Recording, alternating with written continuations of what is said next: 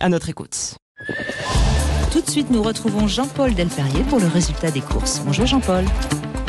Bonjour Brigitte, bonjour à tous. Nous étions aujourd'hui sur l'hippodrome de Cagnes-sur-Mer pour le tiercé quarté Quintet Plus qui avait la victoire il y a quelques instants du numéro 9, Ange de la Moisson. Devant le 8, Olympic Message, 13, Gracian Bonanza, 12, No Limit Dream, As, Big Log, 9, 8, 13, 12 et As pour la bonne combinaison du jour. Merci Jean-Paul Delperrier et ces résultats, vous les retrouvez sur le site sudradio.fr. Cam4.fr, le plus grand site de webcam live réservé aux adultes. 14h-16h, Brigitte Lahaie, Sud Radio. Bonjour à tous, nous sommes ensemble sur Sud Radio durant ces 2 heures et nous sommes en compagnie de Philippe Arlin avec qui nous allons parler d'une pratique encore un peu taboue durant ces 2 heures. On va parler de sodomie. Alors je sais bien que les films pornographiques ont largement contribué à démocratiser cette pratique, mais malheureusement pas toujours dans le bon sens parce qu'on entend beaucoup de jeunes hommes en voyant ces images qui s'imaginent que ça reste très facile, que ça rentre tout seul, si j'ose me permettre. Et non, la sodomie ne se pratique pas de la même manière qu'une pénétration vaginale et avec Philippe Arlin, on pourra vous donner quelques réponses aux questions que vous pourriez vous poser. Et puis je vous propose qu'on évoque également le plaisir prostatique puisque chez les hommes, même chez les hétéros, cette pratique est de plus en plus fréquente et peut-être que vous avez là aussi envie d'avoir quelques précisions. Enfin, il est important aussi d'aborder les questions plus psychologiques ou philosophiques. Pourquoi tant d'hommes désirent pratiquer la sodomie alors que tant de femmes n'aiment pas ça? C'est la question qu'on va poser dans un instant tout de suite à Philippe Arlin, mais je vous invite à venir témoigner en nous appelant au 0826 300 300. Philippe Arlin, bonjour. Bonjour Brigitte. Alors la sodomie, faut le rappeler, hein, c'est une pratique qui existe depuis la nuit des temps et on n'a pas attendu les films pornographiques et c'était même à une certaine époque avant la contraception, certaines femmes pratiquaient la sodomie comme moyen contraceptif. Hein, donc c'est pas nouveau, mais c'est vrai que la pornographie a démocratisé la sodomie, tout en ne donnant pas forcément les bons indices pour la pratiquer sans que ça fasse mal. C'est vrai que la pornographie a démocratisé énormément de choses, les rendant soi-disant naturelles et évidentes. La sodomie en fait partie et effectivement dans la réalité il y a moins de trucage, il y a moins d'entraînement, il y a peut-être pas les bons lubrifiants, etc. En tout cas, dans la réalité, la sodomie c'est tout sauf quelque chose d'anecdotique. Ça peut l'être dans certains couples qui la pratiquent régulièrement parce qu'ils ont pris l'habitude, ils ont le savoir-faire, mais on n'attaque pas une sodomie, si je puis me permettre l'expression, comme effectivement une pénétration vaginale, parce que même si c'est pour beaucoup d'hommes, et ça aussi on va en parler, extrêmement tentant, ce n'est pas une zone facile d'accès. C'est peut-être d'ailleurs, on verra pour ça que c'est très tentant. Oui, on sait que pratiquement tous les hommes ont fantasmé, ont rêvé, ont eu envie d'essayer cette pratique. Certains ont essayé puis s'en sont très vite détournés. D'autres, c'est presque une obsession. Quelle serait votre opinion par rapport à ça ? Alors, je pense que c'est une pratique qui est en perpétuelle évolution et elle évolue aussi beaucoup, comme vous l'avez dit, et ça il faudra qu'on prenne le temps d'en parler, parce qu'il y a de plus en plus d'hommes qui se donnent le droit d'explorer leur plaisir anal. Et qui donc vont le faire, non pas forcément dans un couple homosexuel comme on a trop longtemps pensé que c'était l'apanage, mais dans un couple hétéro, et on a eu, je me rappelle d'émissions avec vous Brigitte, où des femmes ont témoigné du plaisir qu'elles pouvaient avoir à goder.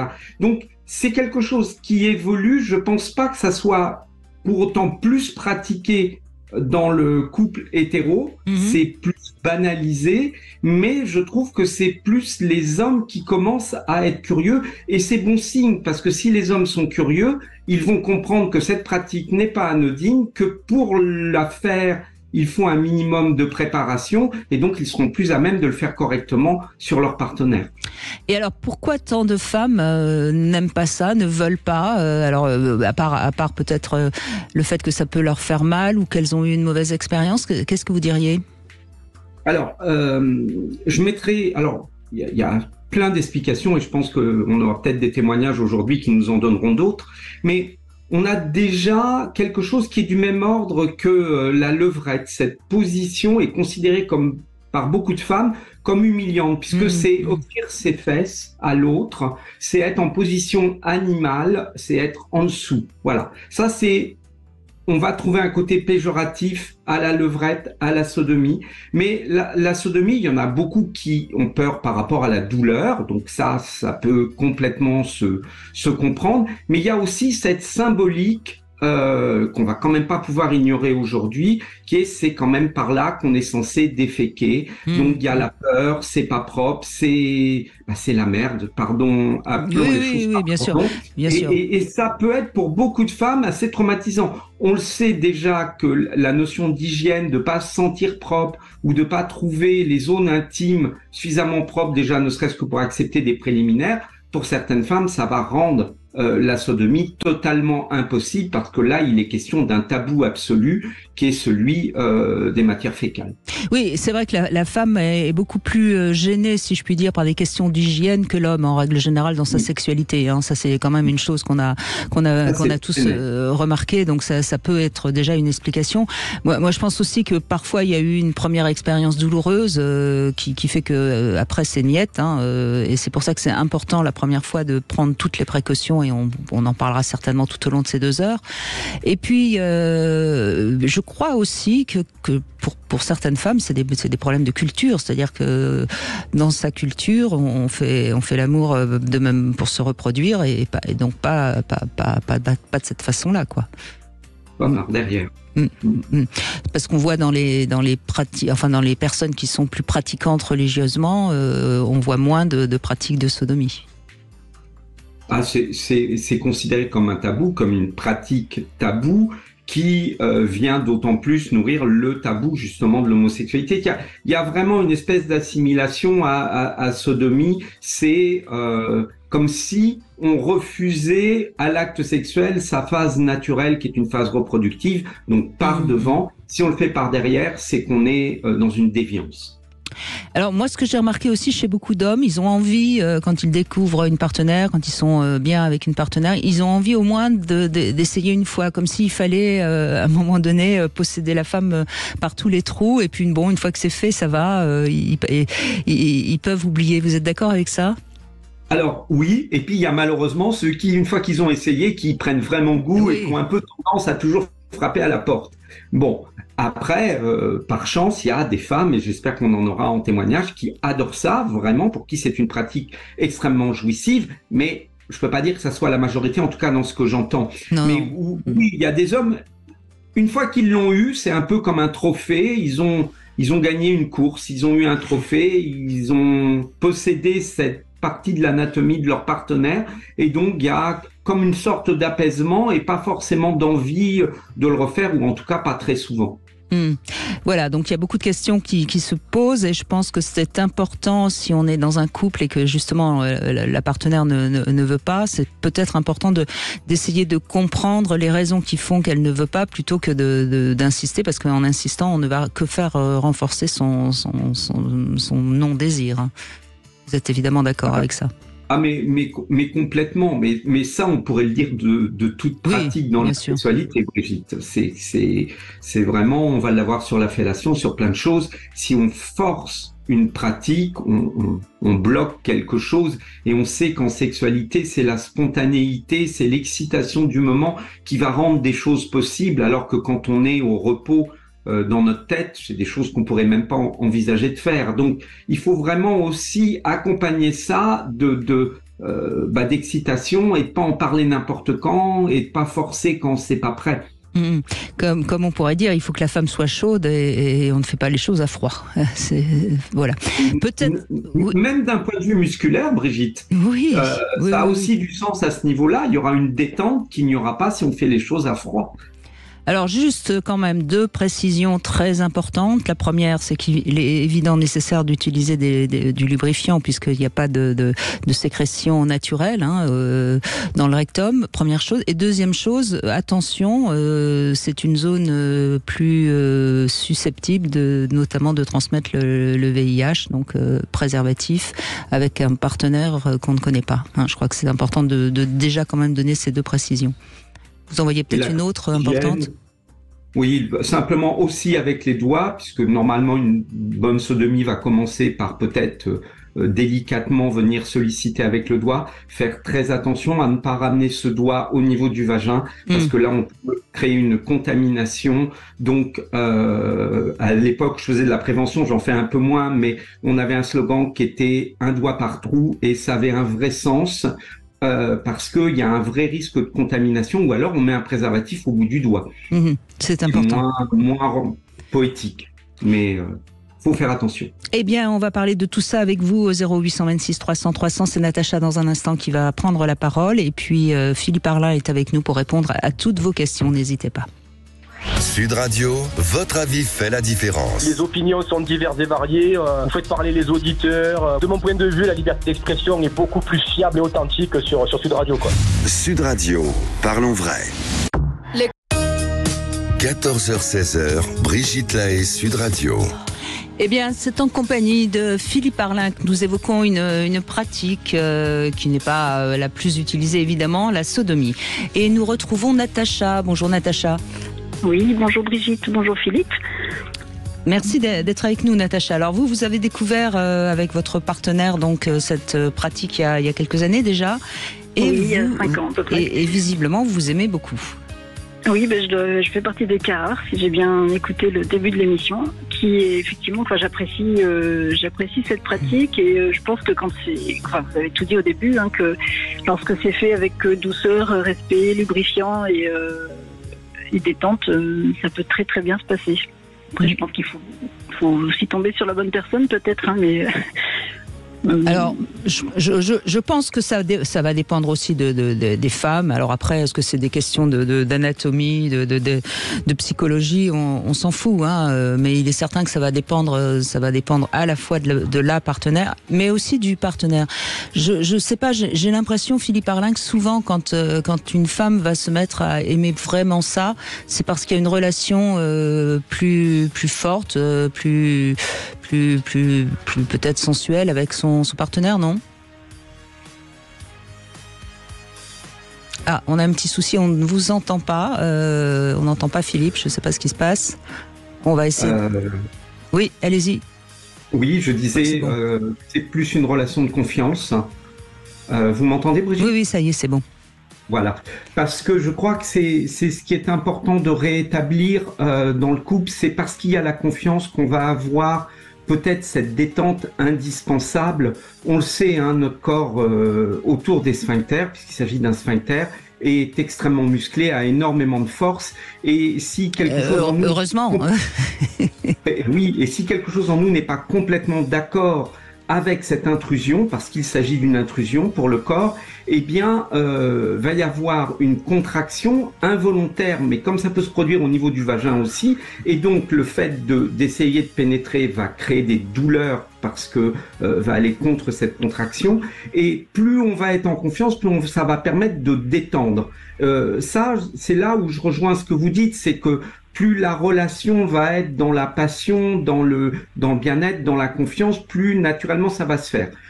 Malheureusement, tous les corps et toutes les femmes n'ont pas le même corps et on n'est pas égaux, et il y a naturellement des corps qui vont être plus serrés, pour qui la possibilité de se détendre et de permettre cette pénétration va être difficile. Pour certaines, impossible. Après, peut-être que ça n'a pas été bien tenté, mais voilà, effectivement, on n'est pas égaux. Alors Natacha, c'est avec lui que vous avez essayé pour la première fois? Alors non, j'avais eu une seule expérience auparavant, dans une autre histoire, et ça s'était moins bien passé, effectivement. Après, moi j'ai une question. Est-ce que l'usage du poppers dans cette pratique-là a un intérêt ou pas? Philippe, parce que je l'ai testé et...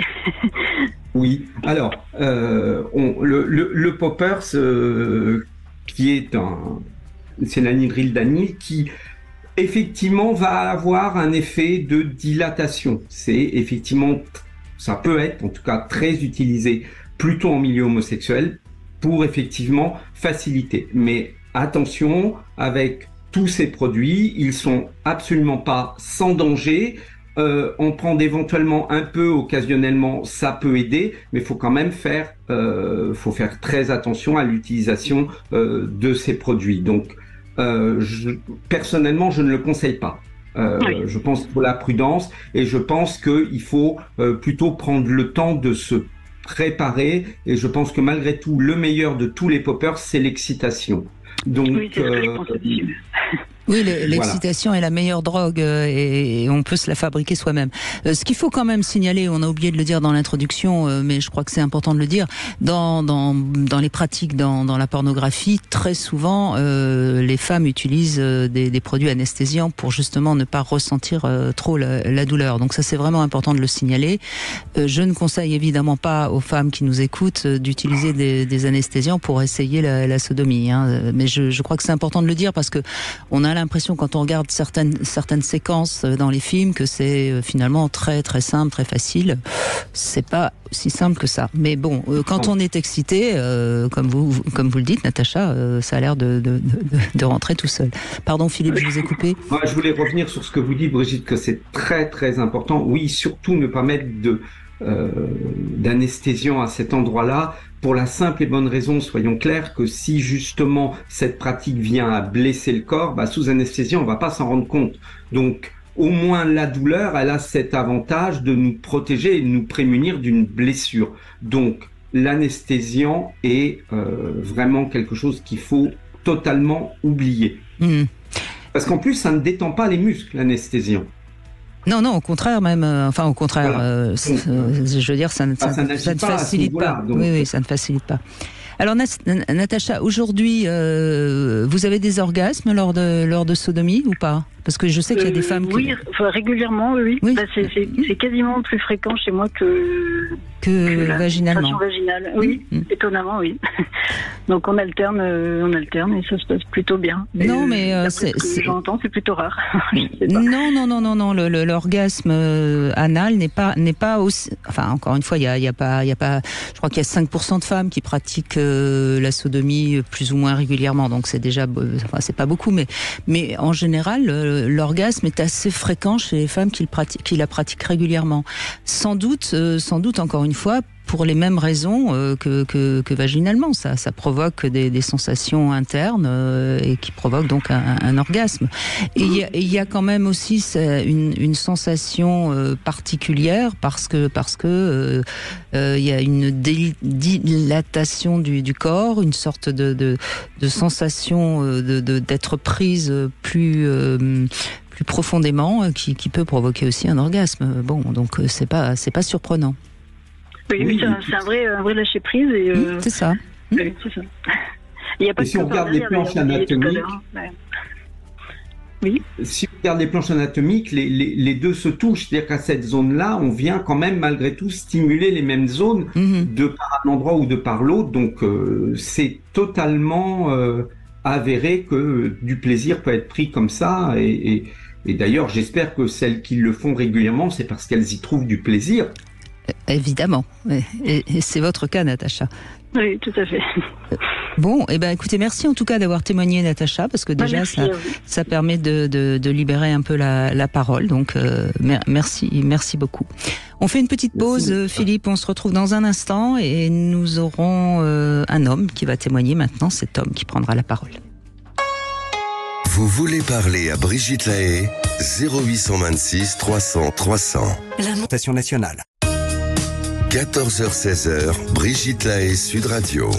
Philippe Arlin est avec nous. Vous êtes sexothérapeute, auteur de nombreux ouvrages et notamment, puisque nous évoquions la question trans lundi, vous avez écrit un livre aussi sur le genre. Si vous pouvez me rappeler le titre, parce que je ne m'en souviens plus. C'était sexuellement incorrect, parce que le genre est sexuellement incorrect et le sous-titre c'est le sexe n'a pas de genre. C'est ça, voilà. Et justement, c'était intéressant parce que on évoquait le fait, je crois que c'était une personne trans qui me disait ça. Pourquoi on ramène toujours la sexualité quand on parle des trans, alors que c'est une question d'identité et non pas de sexualité. Et ça m'a fait réfléchir et j'ai envie justement de philosopher un peu avec vous, Philippe Arlin. Je crois que de toute façon, dès qu'on parle de son identité, qu'on soit mâle, qu'on soit femelle, ça nous fait penser à la sexualité, quoi. Oui, et ça ne nous fait pas penser qu'à la sexualité, ça nous fait penser quand même à une forme bien déterminée de sexualité qui est ce qu'on appelle l'hétéronorme, c'est-à-dire que, si je suis femelle, je vais être attiré par quelque chose qui est mâle. Voilà, c'est comme ça, et on va même la projeter sur les couples homosexuels puisqu'on va toujours aller chercher un passif et un actif, oui. Un passif et un actif, celui qui est plus efféminé que l'autre. Chez les homosexuelles femmes, on va aller chercher le camionneur, on va aller chercher. Donc on est en permanence dans des stéréotypes de genre où on a l'impression que même si le masculin ne se traduit pas par un organe sexuel masculin, il faut qu'il existe pour qu'il y ait sexualité. Il faut en gros une prise mâle et une prise femelle. C'est ça. C'est extrêmement simpliste, mais ça reste la première pensée réflexe que l'on va avoir et sur laquelle il faut prendre le temps d'avoir un petit peu de recul et de réflexe pour remettre ça en cause. Mais oui, dès qu'on parle de genre, masculin, féminin, automatiquement on a tendance à associer une orientation sexuelle et effectivement c'est vraiment un problème parce que les personnes trans vont avoir au même titre qu'une personne hétéro, mâle ou femelle, une orientation sexuelle, homosexuelle, bisexuelle ou absolument. Autre. Mais la transsexualité ne parle pas d'orientation sexuelle. Voilà, mais moi parce que je réfléchis beaucoup, cette émission finalement me fait beaucoup avancer sur moi-même. Merci à tous de témoigner tous les jours. Au fond, on a quand même de toute façon dans tous les domaines tendance à être très binaire. Hein. C'est blanc ou c'est noir, il fait jour ou il fait nuit, c'est un homme ou c'est une femme, et c'est de ça dont il faudrait pouvoir sortir pour justement être d'abord plus ouvert, plus tolérant, et puis peut-être plus apte à se découvrir avec nos zones d'ombre, nos contradictions. Non ? Je trouve que c'est même le défaut particulier de notre société d'aujourd'hui. Comme vous dites, on est noir ou on est blanc, mais on le voit sur les réseaux sociaux, on est pour ou on est contre. Et quand on est contre, c'est total. Et malheureusement, vous en avez fait les frais. Vous voyez de quoi je parle. Et quand on est pour, et il faut tout. Il y a vraiment deux courants de pensée. Il peut pas y avoir de nuances. On peut pas être dans le à la fois. Même si notre président a essayé de le démocratiser, visiblement, ça ne passe pas. Il faut choisir son camp. On n'a pas le droit à la nuance, à la subtilité, à la différence. Et évidemment, en tant que psychologue et sexologue, moi je plaide pour le respect de la différence. Chaque individu est un individu avant d'être un homme, une femme, un mâle, une femelle, peu importe. C'est un individu avec ses spécificités qui ne s'expliqueront pas toujours avec ses organes génitaux. Voilà, c'était juste parce que je sais que vous travaillez aussi beaucoup sur toutes ces questions de genre, puisque vous en avez fait un livre. Je trouvais que c'était intéressant de revenir sur ce sujet. Tom est avec nous. Bonjour Tom. Bonjour Brigitte, bonjour Philippe. Alors, vous êtes libertin, donc vous êtes forcément assez libre sexuellement, je suppose. Enfin, on l'imagine. Hein. Et donc, vous pratiquez, dans le libertinage, vous pratiquez la sodomie ? Alors, je pratique effectivement la sodomie dans le libertinage et en dehors. Sauf que dans le libertinage, c'est pas si monnaie courante que ça. Oui, c'est pour ça que j'étais surprise, oui. Voilà, puisque effectivement, moi, c'est surtout des soirées privées. Plus que des clubs et autres. Et en fin de compte, des fois, on a l'impression que alors, autant parfois, on a l'impression qu'embrasser, pour certaines personnes, c'est très intime dans le libertinage. Mais parfois, la sodomie, c'est comme si c'était chasse gardée pour certains couples. Soit la femme aime la sodomie, mais son homme ne veut pas qu'elle fasse de la sodomie avec quelqu'un d'autre, alors qu'elle aimerait, mais du coup, elle se prive pour son homme, alors que son homme a le droit d'aller sodomiser d'autres femmes. Et ce n'est pas que c'est interdit. Ou soit des fois, il y a des femmes qui veulent absolument pas parce qu'ils ne savent pas comment l'homme va s'y prendre. Et puis c'est une préparation, entre guillemets, parfois c'est un savoir-faire. Donc c'est pas si monnaie courante que ça. Mais moi, je connais des personnes qui adorent la sodomie et c'est vrai que c'est toujours un plaisir et un délice de pratiquer la sodomie avec des partenaires qui aiment vraiment ça. Et vous, qu'est-ce qui fait que vous aimez ça plus ou pareil ou enfin qu'est-ce que vous diriez ? Alors, déjà, je dirais que quand j'ai pratiqué la sodomie avec une partenaire, je vais y aller à partir du moment où j'estime que déjà j'ai réussi à la combler, on va dire en pénétration vaginale, en classique. Ça va pas être direct, je veux faire une sodomie et je vais pas avoir bille en tête, je veux sodomiser. Mais moi, ce que je vais aimer, moi justement, c'est de me dire qu'on m'offre quelque chose. C'est-à-dire que je suis déjà tombé sur des personnes, effectivement, quand je leur demande, elles me disent, bah oui, avec ce qu'on vient de faire, etc., oui, il n'y a pas de souci. Et moi, je prends pas du tout ça comme une position de domination, comme j'écoutais tout à l'heure avec la levrette, qui pouvait être une position de domination ou te dire la sodomie. Moi, je suis pas du tout dans cet aspect-là de dire, je fais une sodomie, je domine la personne. Au contraire, j'estime peut-être que c'est un petit trésor et puis auquel on peut accéder et après c'est de voir quel plaisir on peut donner et comme c'est pas quelque chose qui est accessible à tout le monde ou que la personne ne va pas donner à tout le monde, bah moi je prends toujours ça comme un honneur. Voilà, je suis toujours honoré quand ça se passe comme ça et qu'en plus ça se passe bien et qu'après on peut recommencer. C'est vraiment quelque chose de très particulier. Intéressant ce que nous raconte Tom, Philippe Arlin. Oui. Mais Tom, ça vient confirmer ce que vous observez dans le milieu échangiste, c'est-à-dire que c'est quelque chose de précieux et donc ça fait partie de ce domaine de chasse gardée que le mari va peut-être se garder pour lui ou que, en tout cas, c'est vraiment, on revient quand même à cette notion.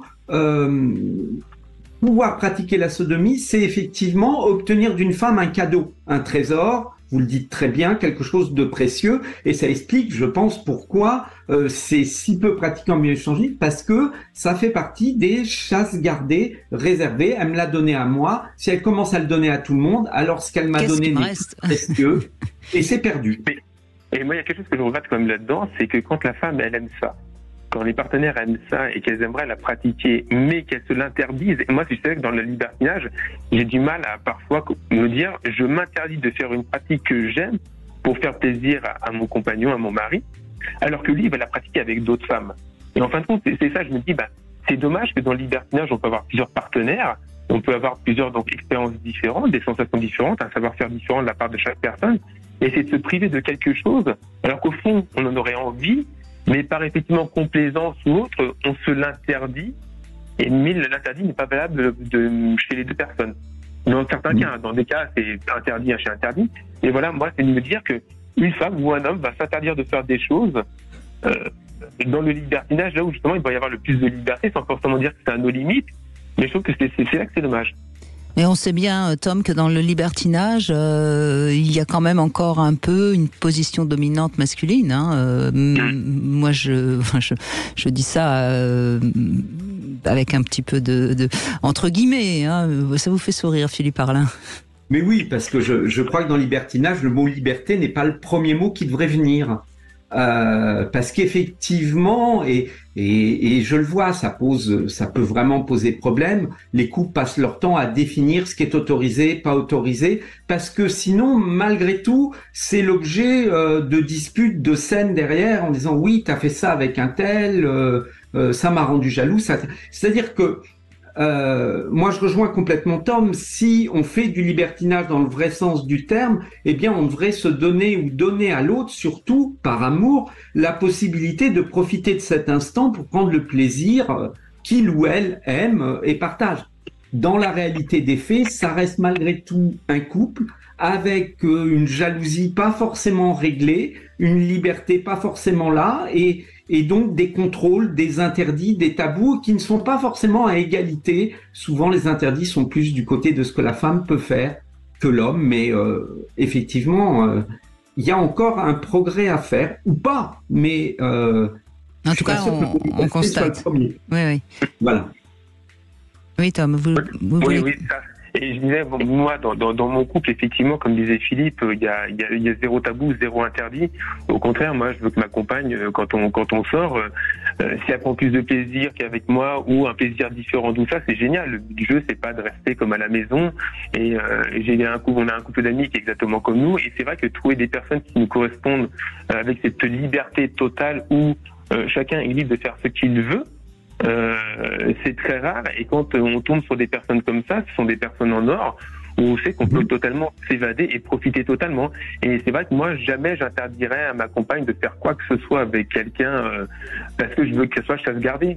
Sinon, il n'y a pas de partage. Et pour moi, le partage, il est total. Peut-être parce que vous avez suffisamment confiance en vous, en elle. Après, je crois que la totale confiance, elle est assez limitée dans les couples. Hein. On le sait. Hein. La peur de perdre l'autre. C'est vraiment... en gros, on joue avec le feu, mais on est terrorisé par ce feu avec lequel on joue. Et donc, on en profite, mais on n'en profite pas. On crée les interdits autour. Et là, vous, Tom, c'est plus du feu pour vous parce qu'il n'y a pas de danger. Au contraire, il y a ce qui pour moi est vraiment une illustration de l'amour, c'est d'offrir à l'autre ce qui lui appartient, sa liberté, et vous la laissez faire. Vous vous sentez pas en danger, ni en concurrence, ni en risque de perdre votre partenaire. Et je pense que c'est une des plus belles illustrations qu'on puisse avoir de l'amour. En tout cas, dans ce domaine-là, moi, c'est comme ça que je l'entends. Et de toute façon, la peur n'évite pas le danger. Ça, c'est clair. Mais bon. Exactement. Merci. Mais si c'était si simple. Merci Tom, en tout cas. Merci beaucoup. On continue avec les questions intimes. Sixtine est avec nous. Bonjour. Oui, bonjour Brigitte. Bonjour Michel. C'est Philippe qui est avec nous aujourd'hui. C'est pas grave. Philippe. C'est pas grave. Il n'est pas susceptible. 3 questions et vous pourrez en poser une ensuite à Philippe Arlin. Alors, première question, Sixtine, est-ce que vous pratiquez la sodomie? Forcément, c'est la question du jour. Non. Oui, c'est la question du jour, mais non. Vous avez jamais essayé? Non, j'ai jamais essayé. Et ça vous tente pas, visiblement? Pas vraiment, non. Pas vraiment. Non, mais c'est pour ça que j'écoute attentivement l'émission, parce que, voilà, pourquoi pas. On ne sait pas ce qui peut... On peut changer d'avis, hein. Voilà, c'est intelligent de savoir qu'on peut changer d'avis et de ne pas croire de ne pas rester sur ses positions, si je puis dire. Deuxième question, Est-ce que vous avez plutôt eu 1 ou 100 partenaires? Je dirais pas 100, mais quelques-uns. D'accord. Et c'est plus proche de 1 ou de 100? Je vous demande pas le nombre, parce que je pense pas que vous ayez comptabilisé. Mais... Non, j'ai pas comptabilisé, mais c'est plus que 1, effectivement. D'accord. Mais c'est bien loin de 100. C'est bien loin de 100, d'accord. Et dernière question, quel rapport vous avez avec votre nudité? Est-ce que vous vous sentez à l'aise? Est-ce que vous avez... Je suis complètement à l'aise avec ça. Très bien. Ouais. C'est bien. Vous pouvez poser une question à Philippe Arlin, il vous écoute, allez-y. Alors Philippe, c'est une question qui est un peu loin du sujet, mais finalement pas tant que ça.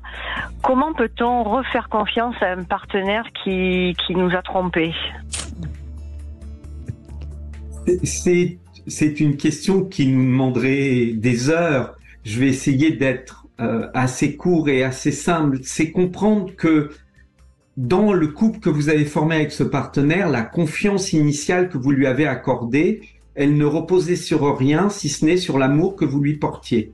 C'est-à-dire que vous avez rencontré quelqu'un, vous avez décidé de lui donner votre confiance, mais quelque part, ce quelqu'un, on ne le connaît jamais totalement, et on lui fait une confiance parce qu'on l'aime, parce qu'on a envie d'y croire, parce que il faut retrouver cet amour, parce que c'est cet amour qui donne la confiance, qui va permettre de se dire que l'autre ne va pas chercher à me faire du mal, parce que c'est ça dont il est question. Mais évidemment, l'information de l'expérience qui a eu lieu, qui vous a blessé, eh bien effectivement rend prudent, et il faut être très honnête avec soi-même. Des fois, on ne peut pas refaire confiance à quelqu'un qui nous a trompés, et on aura beau essayer de pardonner parce que on ne veut pas le perdre, ça ne marchera pas.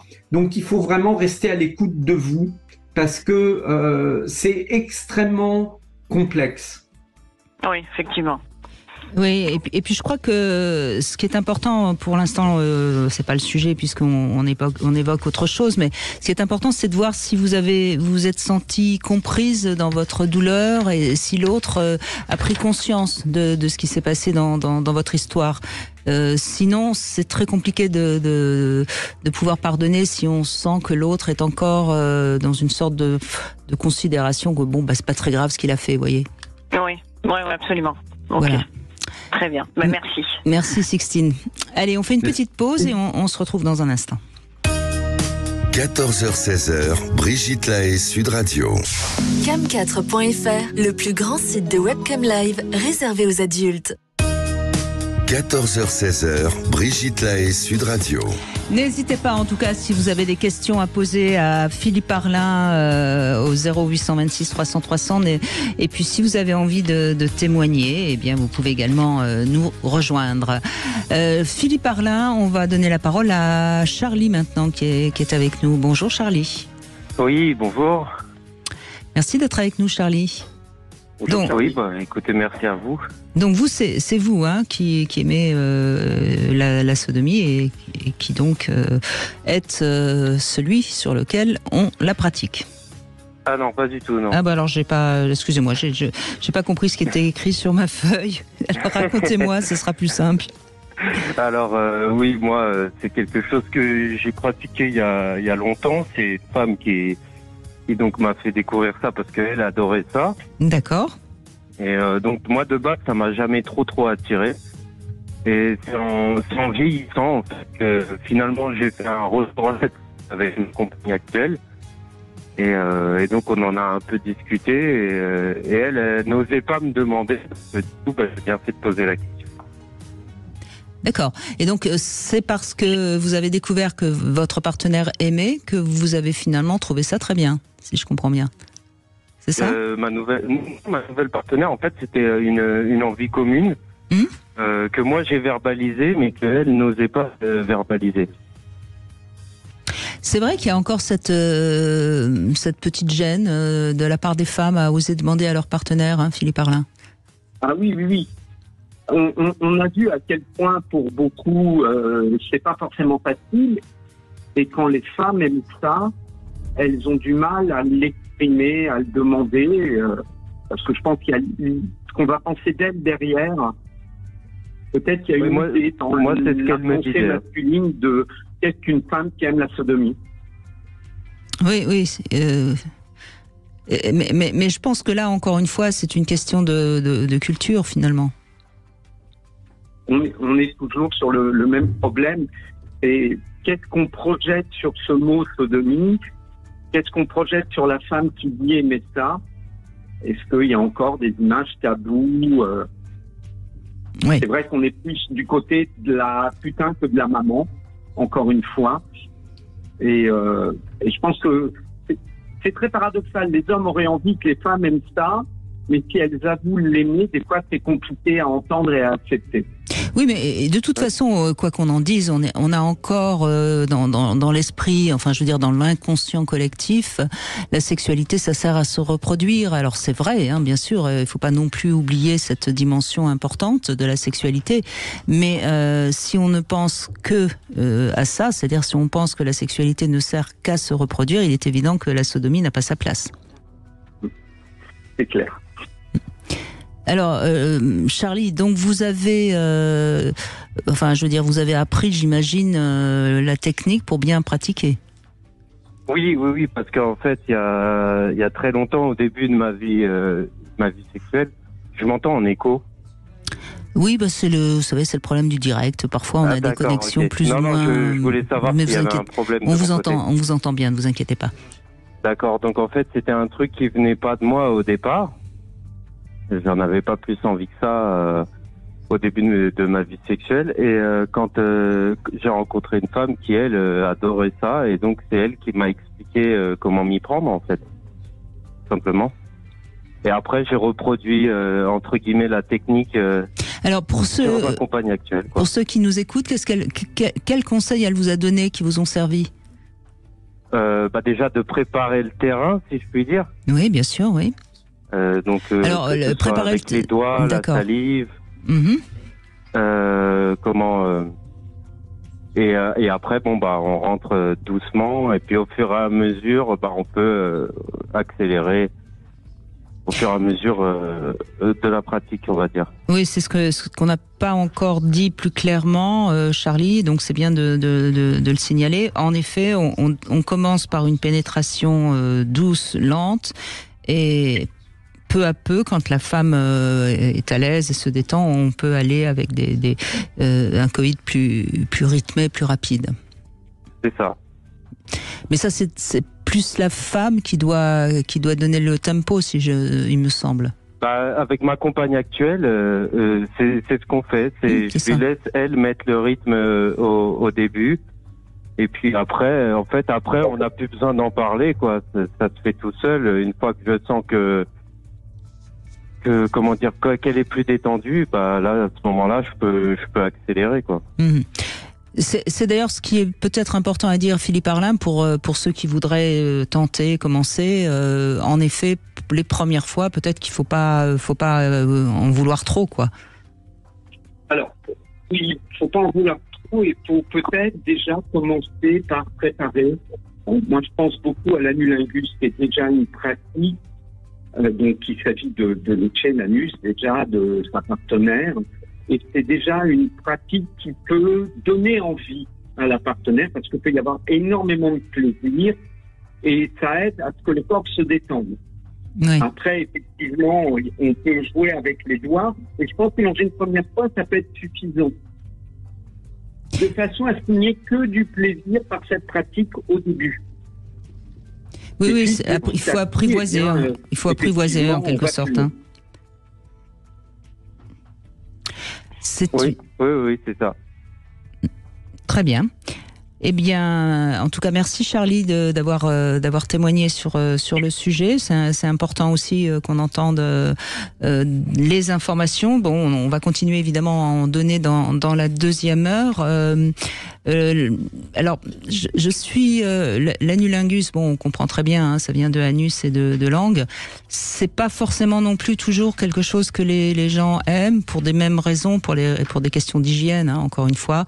Donc là aussi, c'est peut-être si vous sentez que la personne n'est pas vraiment offerte, n'insistez pas, quoi, parce que c'est toujours la même chose. Il faut être finalement très réceptif aux réactions du ou de la partenaire.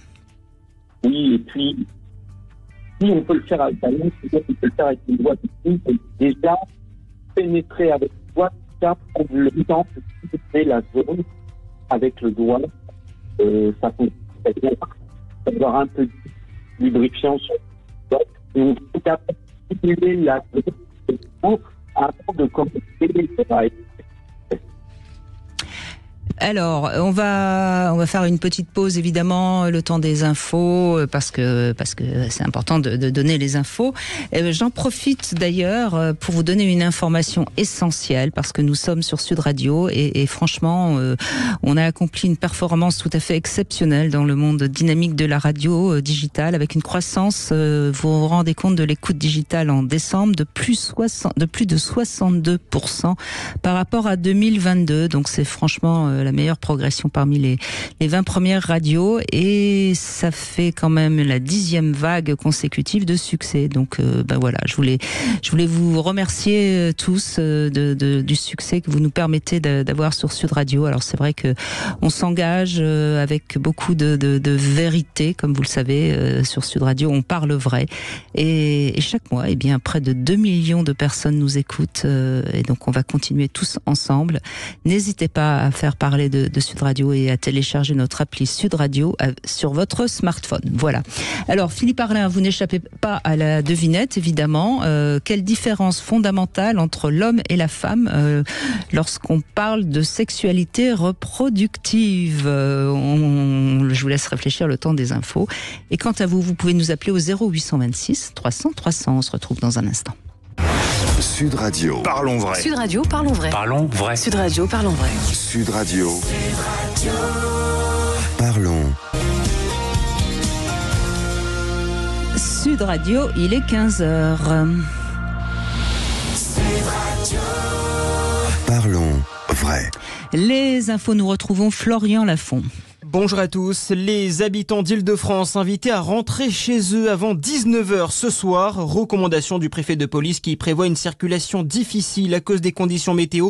Des chutes de neige sont attendues dans la soirée. 25 départements sont d'ailleurs placés aujourd'hui en vigilance orange neige-verglas, dont l'ensemble des départements franciliens ainsi qu'une partie de la Normandie, du Grand Est et des Hauts-de-France. Le gouvernement devrait annoncer de nouvelles mesures de restriction en fin de journée. 2 jours après le passage du cyclone Bellal, Gérald Darmanin Darmanin est aujourd'hui à La Réunion pour constater les dégâts et apporter son soutien aux sinistrés. Le ministre de l'Intérieur et des Outre-mer a annoncé que le gouvernement décrétera en tout début de semaine prochaine l'état de catastrophe naturelle sur l'île. Olivier Dussopt, relaxé par la justice, l'ancien ministre du Travail était jugé pour des faits de favoritisme lors de l'attribution du marché public de l'eau en 2009 lorsqu'il était maire d'Annonay en Ardèche. Le parquet national financier avait requis à son encontre 10 mois de prison avec sursis et 15 000 € d'amende. Toujours au chapitre judiciaire, 3 opposants aux méga-bassines condamnés aujourd'hui par le tribunal de Niort. Ils étaient jugés pour leur participation à une mobilisation interdite à Sainte-Soline dans les Deux-Sèvres en mars dernier. Une manifestation où des affrontements entre opposants et forces de l'ordre avaient éclaté, faisant de nombreux blessés. Les 3 accusés ont été condamnés à des peines allant de 6 à 12 mois de prison avec sursis. Coup d'envoi des inscriptions à Parcoursup. Près de 900 000 lycéens et étudiants en réorientation peuvent désormais se rendre sur la plateforme et formuler leurs vœux d'orientation. 23 000 formations y sont proposées, dont 9 000 formations en apprentissage. Et puis un mot du Rallye Dakar en Arabie Saoudite. Sébastien Loeb reprend 7 minutes à Carlos Sainz au classement auto. Le Français pointe désormais à 13 minutes 22 du leader espagnol à 2 jours de l'arrivée. Aujourd'hui, c'est le Français Guerlain Chicheritz qui s'est imposé lors de la 10e étape. Chez les motards, l'Américain Ricky Brabec s'impose et reste leader au classement général. Voilà pour l'actualité. Très bonne journée à notre écoute. 14h-16h, Brigitte Lahaie, Sud Radio. C'est avec Philippe Arlin que nous évoquons aujourd'hui une pratique qui n'est pas tout à fait naturelle. Hein, c'est quand même important de le rappeler. Nous parlons de la sodomie. On peut aussi aborder, si vous le désirez, le plaisir prostatique. On sait aussi, Philippe Arlin, qu'il y a de plus en plus d'hommes qui testent ce genre de pratique, alors que c'était totalement impossible, inimaginable avant, sauf si on était homosexuel, parce qu'on confondait peut-être justement beaucoup les pratiques avec l'orientation sexuelle. On voit quand même malgré tout qu'on avance dans les questions de sexualité. Alors je crois qu'on a encore un petit problème. Oui, allez-y Philippe, je crois. Oui, vous m'entendez ? Ça y est, on vous entend.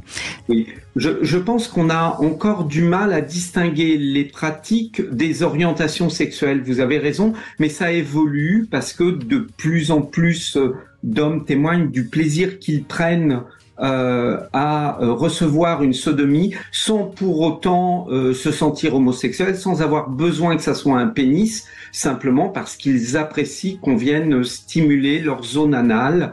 Et ça, effectivement, c'est quelque chose qui se démocratise. On pourrait dire qu'aujourd'hui, les hommes découvrent qu'ils ont une prostate, et que cette prostate n'était pas réservée à faire jouir les homosexuels, mais que c'est quelque chose que nous, les hommes, nous avons tous en commun et qu'il suffit d'aller y mettre un peu de curiosité et peut-être un doigt pour se rendre compte qu'il se passe quelque chose par là qui pourrait être très agréable.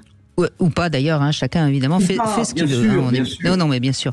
Alors, vous avez réfléchi à ma devinette, quelle différence fondamentale entre l'homme et la femme lorsqu'on parle de sexualité reproductive ? La réponse est évidente quand on la connaît.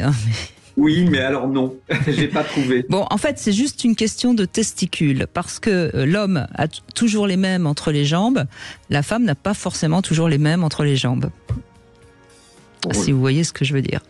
Je vois. Voilà. Bon.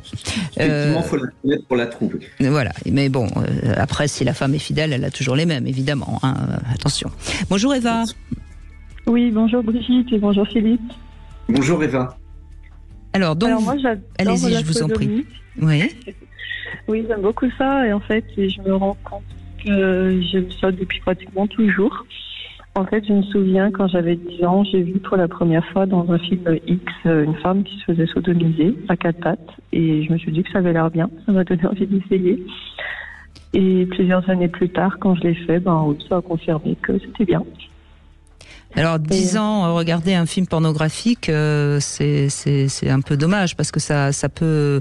Alors, bon, je sais pas, peut-être que vous, ça ne vous a pas fait de mal, mais ça peut, comment dirais-je, bloquer sur un fantasme particulier. Et je voudrais pas que ce soit le cas vis-à-vis de la sodomie, justement. Je sais pas. En fait, j'ai commencé à masturber quand j'avais 9 ans. Et puis, voilà, naturellement, après, j'ai commencé à regarder des films. Et puis ma puberté a commencé aussi à l'âge de 10 ans. Oui, mais encore une fois, hein, je respecte ce que vous dites, Eva, et j'ai pas à juger de quoi que ce soit. C'est quand même en revanche important pour tous ceux qui écoutent de bien dire que c'est pas naturel de laisser des enfants de 9-10 ans regarder de la pornographie et qu'il faut vraiment qu'on soit vigilant. Et que le cerveau de 9-10 ans n'est pas prêt à ce type d'imprégnation d'images. Et donc effectivement ça va laisser des traces sur le long terme et c'est pas utile, ça n'aide pas à une construction libre de la sexualité, donc il faut vraiment protéger nos enfants du porno, même si c'est une illusion de le dire vu la facilité d'accès qu'il y a aujourd'hui. C'est important de le répéter.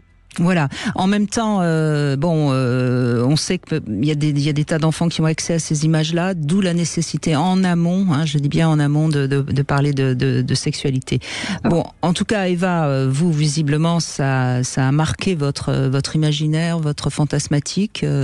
Est-ce que c'est la faute du porno ou pas? Il n'y a que vous qui pouvez le dire. Hein. On va pas rentrer dans une thérapie sauvage avec vous. Donc, vous avez pratiqué votre première sodomie avant de pratiquer une pénétration vaginale ou pas? Comment ça s'est passé? Non, d'abord j'ai tenté la pénétration vaginale. D'accord. Ça n'a pas marché. Et c'est quelques années plus tard, avec un autre partenaire, qu'on a tenté la pénétration vaginale, qui n'a pas marché non plus. Mais avec lui, on a tenté la sodomie. Et ça a marché et j'ai bien aimé. D'accord. Oui, donc là, on va pas faire une interprétation de ce que vous racontez. Et donc aujourd'hui, vous ne pratiquez pratiquement plus que la sodomie, c'est ça? En termes de pénétration, oui. En fait, ce que j'aime surtout, c'est me faire prendre comme une chienne. J'adore quand l'homme est derrière moi ou alors qu'il s'allonge sur moi. Et surtout, là, je précise que la sodomie est possible avec beaucoup de préparation. Il y a un anulingus avant et ensuite une entrée tout en douceur du pénis. Ça permet de rendre la pénétration agréable. Oui, là, vous revenez sur ce que disait déjà Charlie, ce qu'on dit depuis le début de l'émission, hein, Philippe Arlin, de bien préparer et de commencer doucement. Hein, ça, je crois que c'est vraiment, il me semble, hein, vraiment un critère indispensable. Et puis, c'est effectivement ça. Et il y a juste un élément que je veux retenir là de votre histoire parce qu'il est important. On voit que le fait que vous en ayez eu envie, c'est quelque chose que vous avez déjà projeté en termes de désir. Je pense que ça aussi, ça a participé à rendre cette sodomie possible et agréable. C'est que vous aviez déjà une image positive d'elle puisque vous souhaitiez que ça se produise. Et tout ça, effectivement, participe de la réussite de cette pratique. Il faut quelque part en avoir envie. Et puis, je crois qu'il y a quelque chose que dit Eva aussi et sur lequel je veux revenir parce que je crois que c'est ce qui explique aussi que plus d'hommes aujourd'hui ont envie d'être pénétrés. Il y a quelque chose dans la relation de domination et de soumission par rapport à son ou sa partenaire. Et on sent bien qu'Eva, vous avez besoin d'être dominé par le mâle, hein, et que c'est ça qui vous excite, c'est ça qui vous donne du plaisir. Et donc, c'est très bien, il y a rien à en dire. Et comme aujourd'hui l'homme est moins dans une position dominante systématiquement, il peut aussi lui avoir ce fantasme d'être un peu dominé. Donc c'est là où on voit que les critères du masculin et du féminin évoluent et tant mieux parce que comme ça chacun prend la position qu'il a envie de prendre. À ce sujet, j'aime bien être sodomisée, mais mon fantasme aussi c'est de sodomiser un homme. Et j'aimerais bien mettre un grosse ceinture un jour pour m'occuper d'un homme. Mais là, c'est le fantasme de faire à quelqu'un ce qu'on aime qu'on nous fasse, comme si ça permettait de mieux ressentir encore ce qu'on ressent. Il me semble, en tout cas. De conscientiser effectivement l'acte en le pratiquant sur l'autre, c'est exactement ça. Je te donne ce que j'ai reçu. Il y a une espèce de partage qui rend l'objet partagé, donc cette pratique encore plus valide, intéressante. Alors après, il faut trouver l'homme qui a envie, hein. Ça c'est une autre histoire. Oui, généralement, en tout cas je parle d'anulingus avec mes partenaires, ils sont d'accord et ils aiment bien. Après je suis pas équipée pour les sodomiser réellement, mais un jour ça viendra. Oh, ça, aujourd'hui, avec les nombreux sites qui vendent des jouets, ça doit pas être très compliqué de vous équiper, hein, Eva. En effet, il faudrait que je me transpuisse sur les anciens oxygènes. Vous pouvez aller sur neoplaisir.com, ils seront ravis de vous donner de vous envoyer quelque chose. Non, mais je crois aussi que c'est un fantasme féminin plus fréquent, en tout cas qui se dit plus qu'il y a une vingtaine d'années. Il se popularise, je pense, de toute façon. Le fait qu'on puisse en parler plus librement, rappelez-vous, Brigitte, même sur l'antenne de votre émission, il n'était pas toujours facile de parler de ce sujet. On voit bien que les mentalités ont évolué et que cette pratique est peut-être pas plus pratiquée, mais mieux reconnue, plus acceptée et plus intégrée comme faisant partie de la sexualité, puisqu'on voit que maintenant, même quand elle se pratique sur un homme, elle est moins reconnue comme choquante, surprenante. Oui, ça évolue bien. Bien que peut-être que ce qu'on est en train de dire depuis 14 heures peut déranger un peu certains de nos auditeurs, et on peut tout à fait le comprendre, et c'est tout à fait leur droit. Hein. Encore une fois, on n'est pas obligé d'être ouvert à tout, évidemment. On fait une petite pause. Merci Eva, en tout cas de votre témoignage. On fait une petite pause et on se retrouve dans un instant sur Sud Radio au 0826 300 300. À tout de suite. Sud Radio, votre attention est notre plus belle récompense. Je voulais vous remercier d'exister, parce que vous êtes vraiment la seule radio que j'écoute, et vous êtes quasiment les seuls à faire véritablement votre métier de journaliste. Sud Radio, parlons vrai. 14h-16h, Brigitte Lahaie, Sud Radio. Nous sommes en compagnie de Philippe Arlin. Je rappelle aussi, Philippe Arlin, que vous êtes sexothérapeute. Vous travaillez aussi beaucoup sur le désir. Et vous êtes l'auteur de ce livre « Libérez votre désir » qui existe en poche aux éditions de La Musardine. On continue avec Laurent qui est avec nous. Bonjour Laurent. Bonjour Brigitte et bonjour Philippe Arlin. Bonjour Laurent. Alors, oui, Philippe Arlin, je précise juste parce que c'est toujours désagréable quand le nom n'est pas bien prononcé, mais c'est pas de votre faute, Laurent, hein, c'est pas grave. Arlin, oui, j'ai un écho en retour. Hein, bah oui, voilà. Ça arrive, c'est des problèmes qui sont difficiles à régler. Parfois, c'est parce que vous avez vous-même pas forcément le meilleur environnement, mais vous savez. On fait ce qu'on peut avec la technique, ça s'améliore, mais on s'améliorera de plus en plus, Laurent. Oui, pour continuer à être dans les premiers. Ben on grimpe, hein, mais voilà. c'est grâce à vous que Sud Radio continue cette progression extraordinaire. Donc merci. De rien. Alors, nous pratiquons la sodomie. Oui, depuis ma femme et moi. Depuis longtemps. Maintenant, ça va faire une dizaine d'années qu'on se connaît.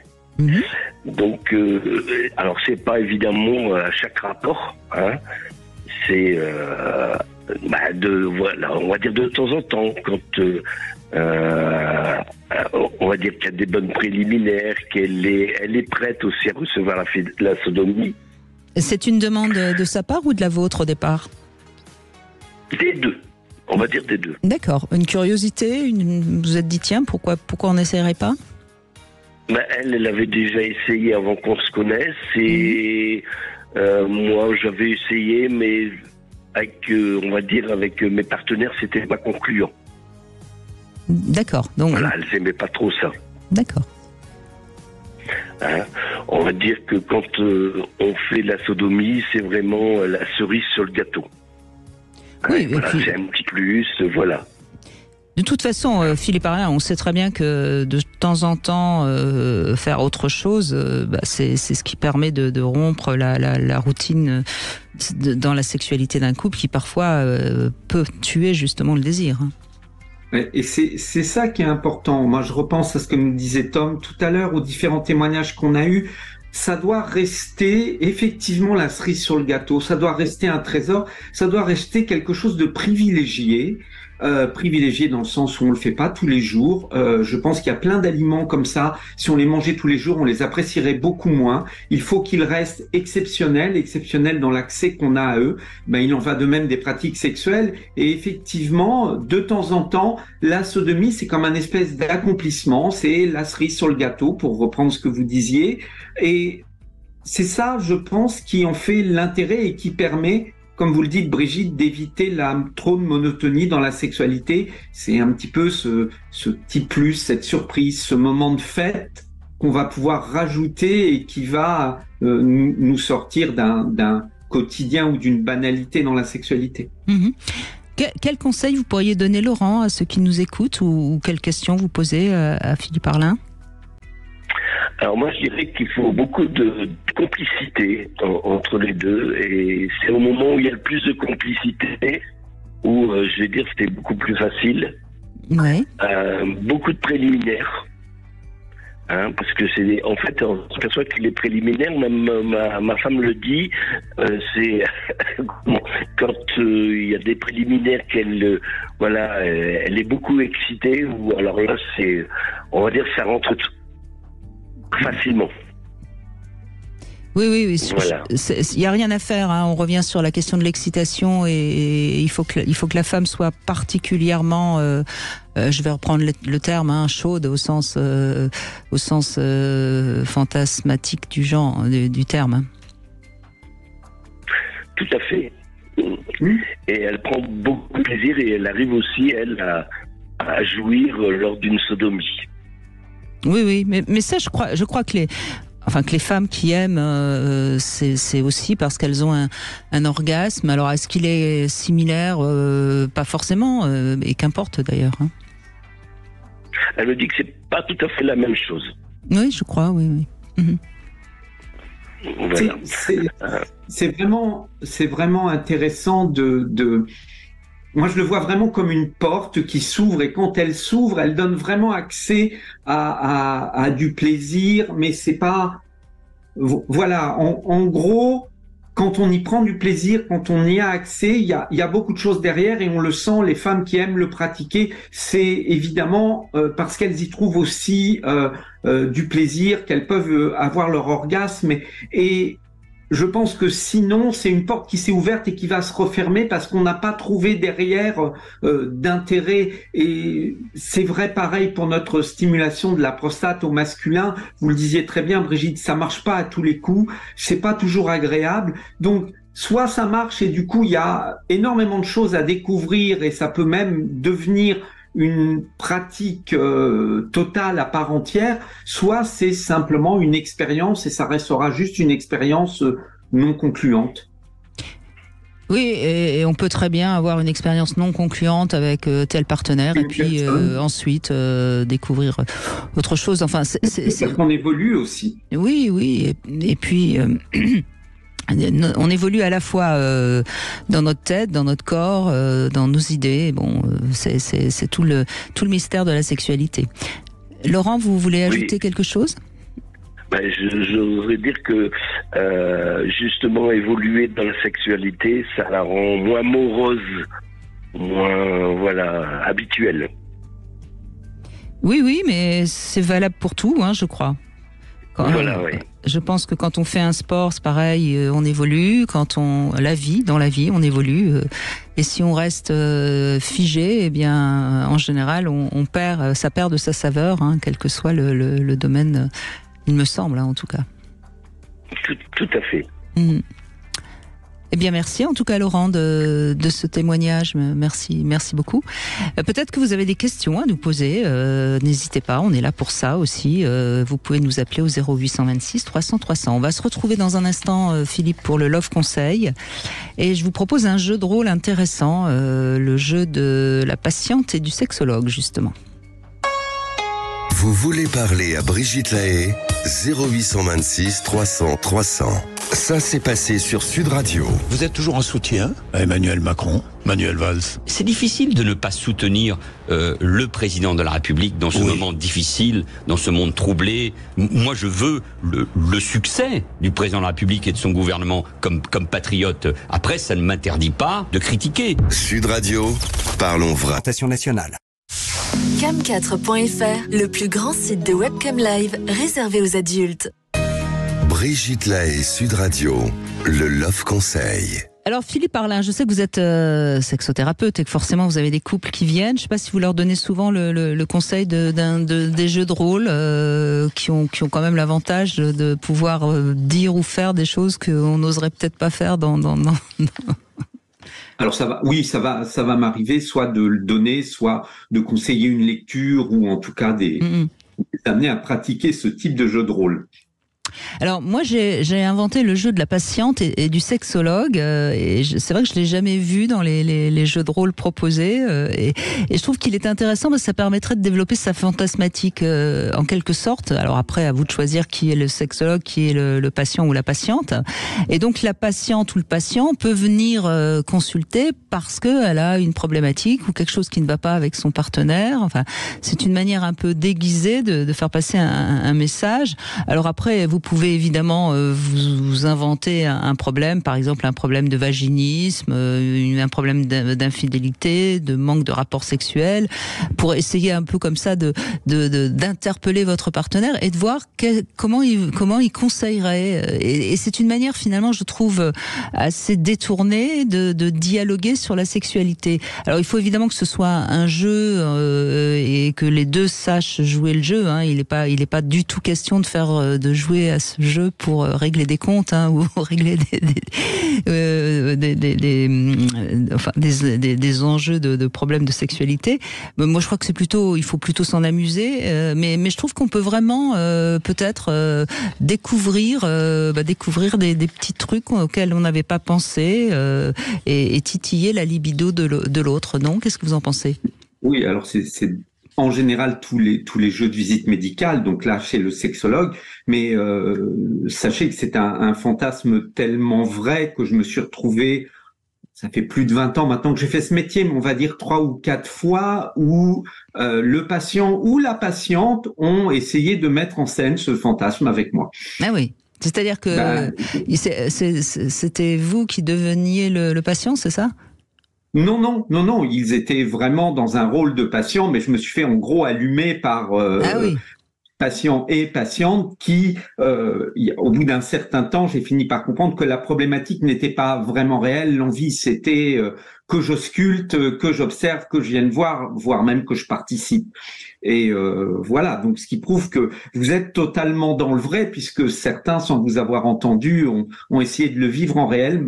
Mais je rappelle que c'est pas le genre de choses qui se pratiquent dans le cabinet d'un sexologue et qu'on parlait d'un scénario et non pas d'une réalité. Voilà.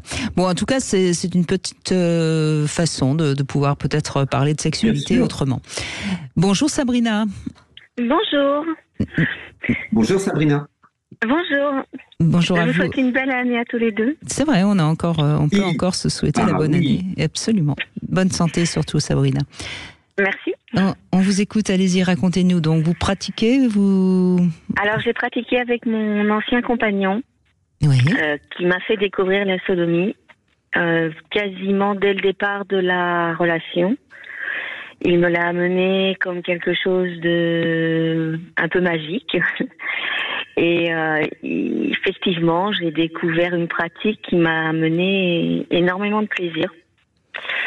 Quand il vous le propose, vous êtes ouverte, vous êtes prête, vous êtes.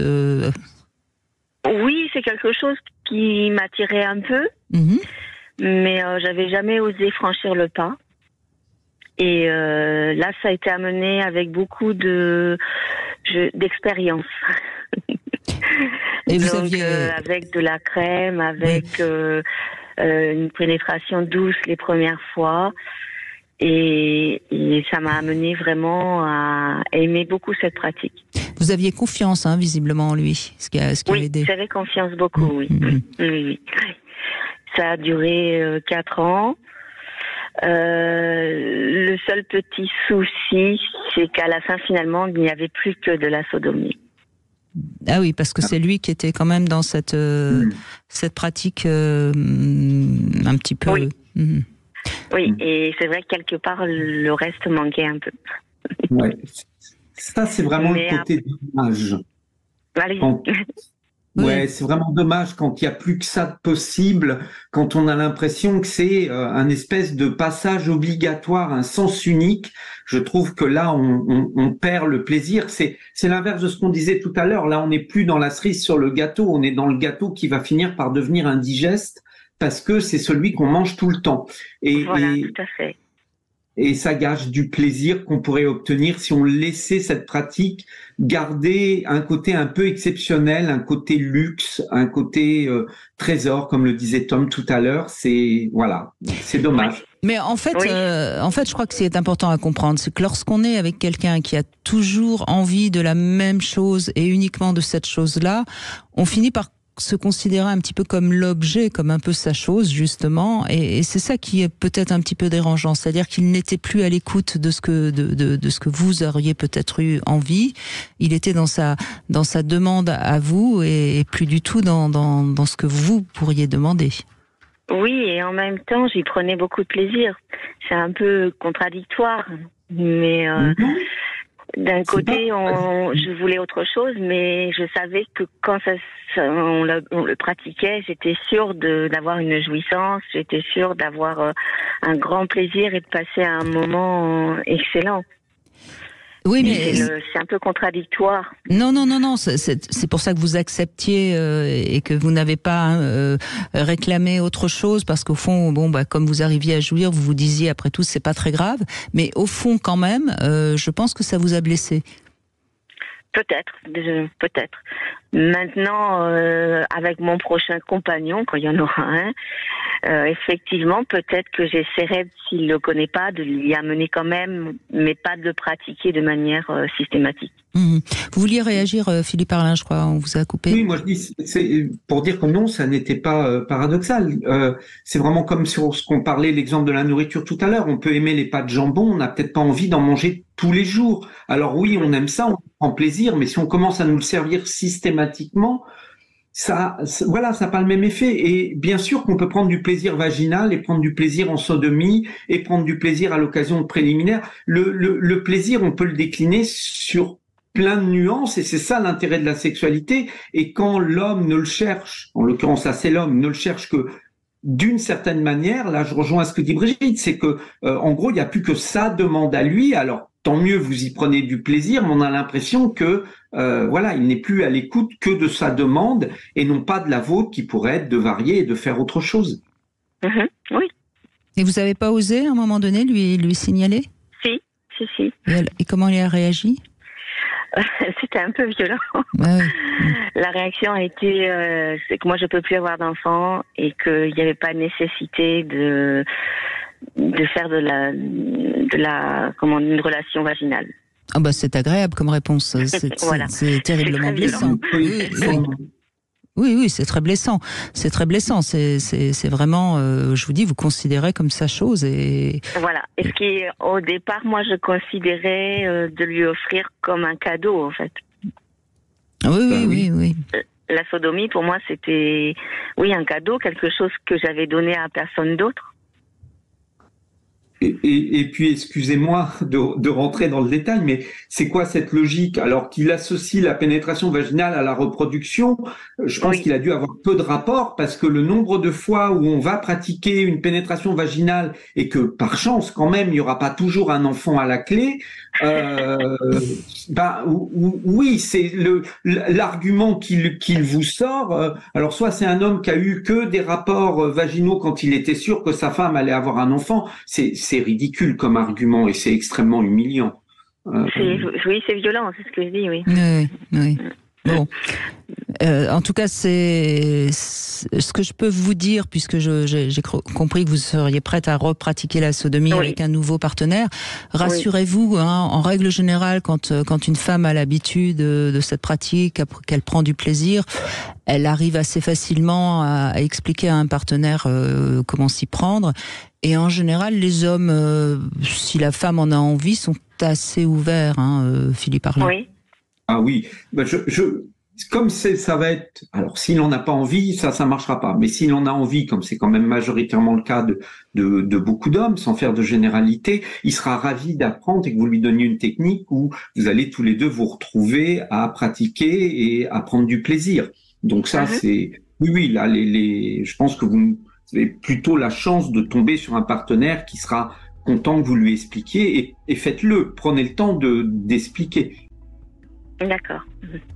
Et d'ailleurs, j'ai tendance à dire qu'il est préférable, lorsqu'on commence une relation, d'être assez vite en train de dire ce qu'on aime et ce qu'on a envie, plutôt que de laisser les choses s'installer. Parce que quand on laisse les choses s'installer, c'est parfois plus difficile de faire bouger un peu ce qui peut se jouer dans la sexualité.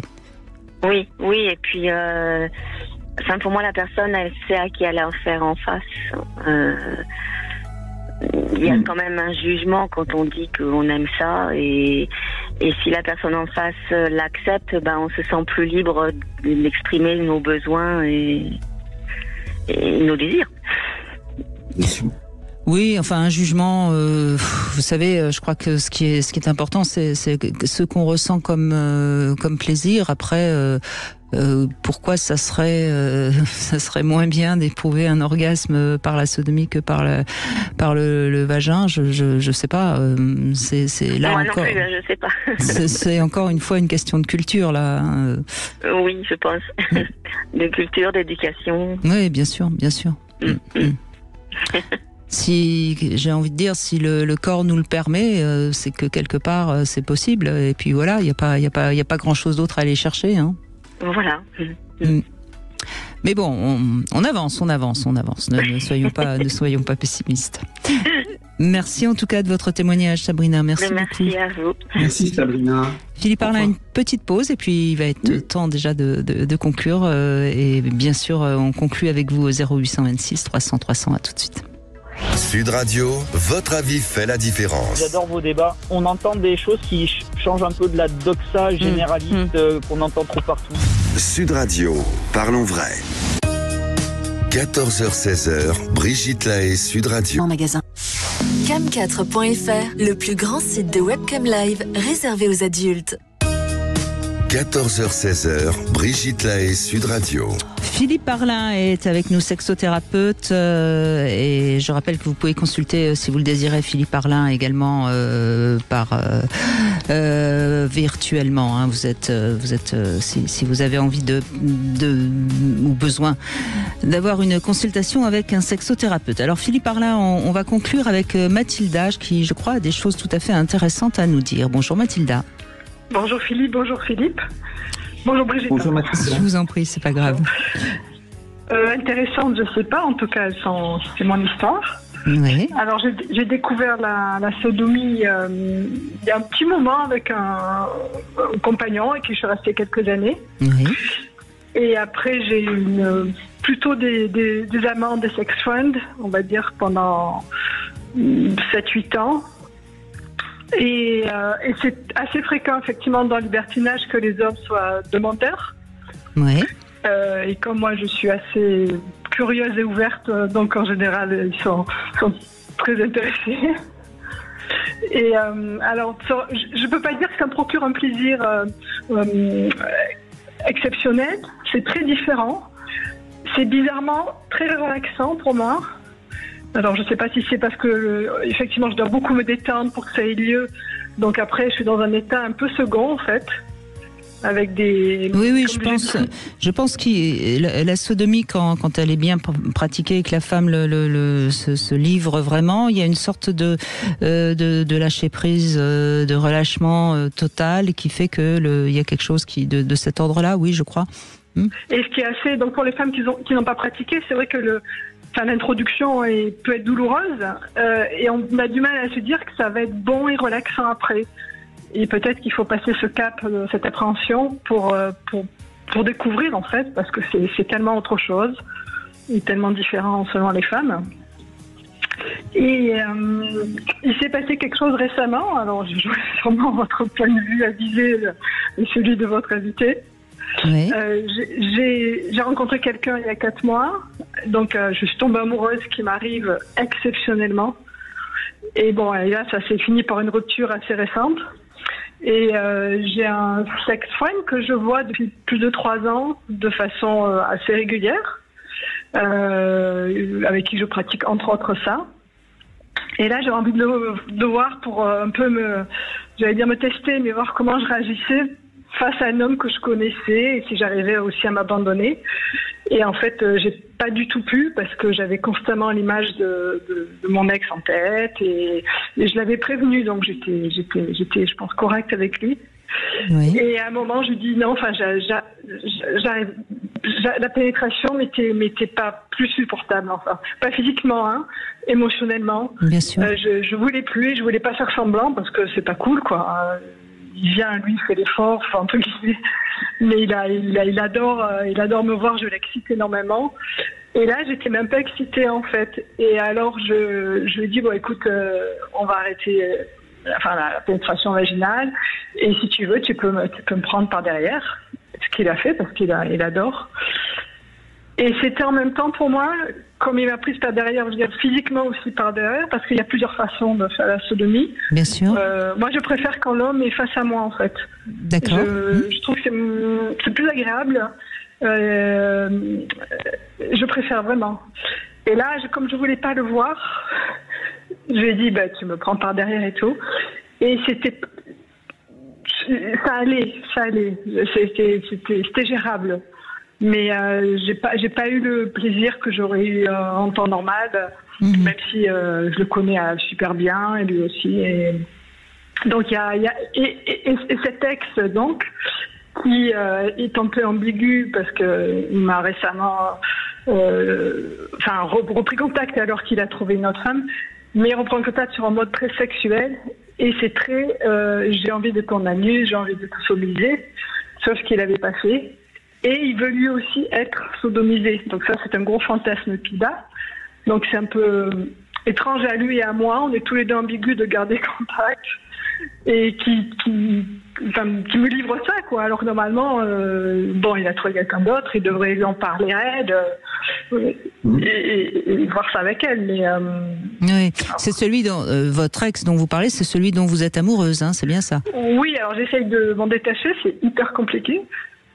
Oui, c'était il y avait vraiment quelque chose de très fort à tous les niveaux.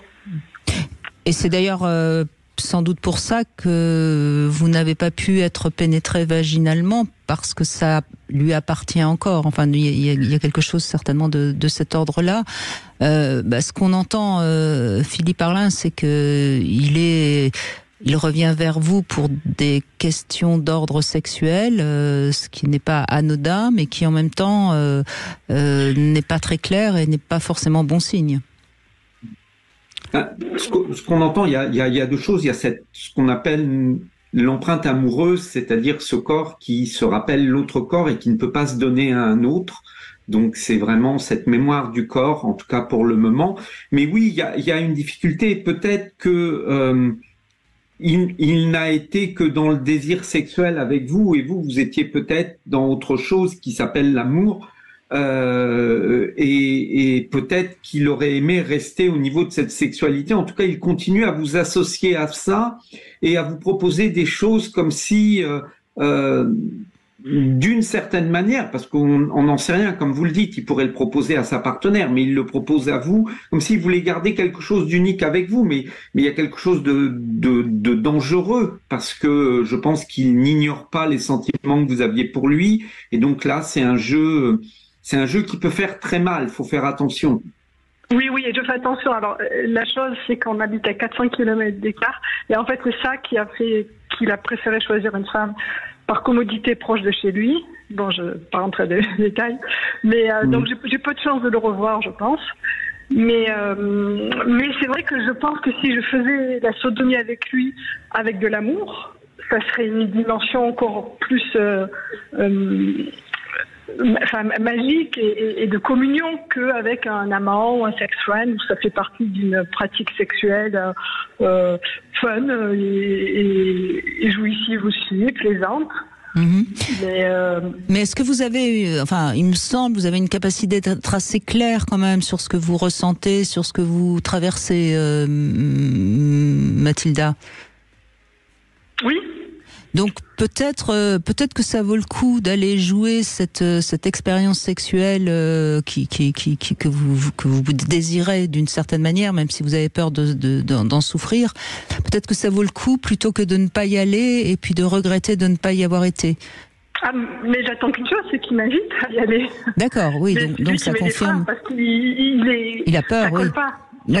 Bah oui, parce qu'il a peur de ses sentiments et de se retrouver dans une sorte d'emprise émotionnelle vis-à-vis de vous. C'est pas facile à gérer aussi pour lui, parce qu'il m'a dit tu es parfaite, tu es merveilleuse, mais je peux pas gérer la distance. Mais je rêve de te prendre, te sodomiser, etc., que tu me prennes. Donc quand il lâche sa culpabilité, j'allais dire, il pense à ça. Et puis quand il se reprend... c'est un peu le fantasme à distance. Voilà, c'est ça. Je veux pas basculer uniquement là-dedans, et à un moment, ça va me saouler, je crois. Parce qu'il vous a eu. Pendant ces 4 mois, il y a eu des relations avec vous. Si c'était tellement son fantasme... On s'est vu sur le chemin de Saint-Jacques-de-Compostelle, en plus. Donc, voilà, donc c'est vu une semaine, et après, ça a été tout à distance. D'accord. Jusqu'à ce que... Voilà. Mais c'est plus facile de s'ouvrir d'un fantasme avec quelque part quelqu'un avec qui on n'est pas sûr qu'on pourra le réaliser. Je trouve que ça fait appel à quelque chose. Donc, si vous pouvez le réaliser, ça serait formidable, mais soyez prudente, parce que je ne suis pas sûr que si vous le rencontriez de nouveau, ça serait ce qu'il pratique. Donc, voilà. Il y a peut-être juste une proposition, une excitation à l'idée d'eux, qui ne veut pas dire que la réalité se traduirait comme ça. Oui, mais là, j'ai peu d'espoir de le voir, de toute façon, sauf si ça ne marche pas avec l'autre fille, mais je ne suis pas sa merci non plus. Voilà. Mais en fait, je voulais encourager les femmes qui sont curieuses, comme moi je suis curieuse, et quand quelque chose m'attire, j'y vais. Peut-être d'y aller progressivement. Et quelque chose qui est sympa, c'est de mettre un petit bijou anal, je trouve, parce que déjà ça embellit la zone, qui est pour moi pas super jolie, mais ça c'est mon opinion. Et un joli petit cristal ou une fleur. Oui, vous avez raison. Ces tout petits plugs qui sont généralement ornés d'une pierre ou de toute façon de quelque chose, ça permet à la fois de rendre la zone plus attirante, et puis surtout ça détend un tout petit peu, et puis c'est aussi une invitation pour votre partenaire. S'il voit qu'il y a un petit bijou là, ça peut lui montrer le chemin. Effectivement. Oui. Un plug clignotant. Carrément. Non, mais ça peut être intéressant. Non, mais le bijou, en plus, il y en a des très jolis. C'est effectivement une excellente idée. Ah oui, moi j'en ai un que j'adore, c'est un cœur rose avec un cristal au milieu. Je l'ai pas mis depuis longtemps, mais c'est vrai que je me sens à la fois féminine et je sais pas, désirable, soumise et tout ça. Oui, et puis de toute façon, c'est une manière de faire parler son corps. Enfin, ça a du sens, évidemment. En tout cas, Mathilda, faites-vous confiance. Je crois que vous êtes suffisamment curieuse, vous êtes suffisamment capable de retrouver votre élan vital, votre jouissance. Mais il est certain que cette relation ne semble pas une relation qui puisse avoir beaucoup d'avenir. Mais je crois que vous êtes assez lucide aussi là-dessus. Je le suis, même si c'est difficile à accepter. D'autant que vous l'avez dit, vous ne tombez pas amoureuse facilement, mais peut-être que c'est quand même une ouverture. Le fait que vous soyez tombée amoureuse de cet homme, ça prouve peut-être que votre cœur c'est peut-être un tout petit peu ouvert et peut-être un petit peu moins protégé. C'est possible aussi. Il faut en tout cas travailler aussi là-dessus, essayer de comprendre ce qui a fait que vous avez pu tomber amoureuse de cet homme, vous qui avez du mal à tomber amoureuse. C'est peut-être aussi parce que il était justement c'était pas jouable, c'était une relation. Alors ce serait intéressant. Enfin, il y a peut-être des choses à comprendre là aussi. Sûrement. Je m'y attelle d'ailleurs. N'est-ce pas? C'est très bien, très bien. Très bien. Bon merci. courage. Merci beaucoup Mathilda. Alors je vous laisse conclure. Philippe Arlin, il nous reste une petite poignée de secondes. Qu'est-ce que vous avez envie de dire? Quand même, c'est pas anodin. Protégez-vous. Qu'est-ce que vous avez envie de dire? Déjà, j'ai envie de dire que je suis plutôt content d'entendre ce qu'on a entendu. On a entendu des femmes et des hommes qui semblent la pratiquer avec plaisir et avec respect. Chacun a bien précisé qu'il fallait faire attention. Et c'est ça, je pense que s'il y avait un message à retenir de l'émission d'aujourd'hui, c'est que la sodomie, ça doit être quelque chose de précieux. Et comme quelque chose de précieux, on se donne les moyens d'y accéder, on se donne, on prend le temps qu'il faut de façon à acquérir cette chose qui, on le voit, qui quand elle est acquise par des gens qui en ont envie, peut vraiment donner beaucoup de plaisir. Donc ça, c'est très chouette et j'encourage les femmes qui ont peur de peut-être se détendre et de regarder autrement cette pratique. Absolument. En tout cas, on aura fait notre part. Merci beaucoup, Philippe Arlin. Demain, on sera avec Michel Odoul. On va parler de la thyroïde. Quel est son rôle? Que signifient les problèmes d'hyper ou d'hypothyroïde? Tout de suite, vous retrouvez Alexandre Dolovan. À demain. Sud Radio. Sud Radio. Sud Radio. Parlons vrai. Sud Radio. Parlons vrai. Parlons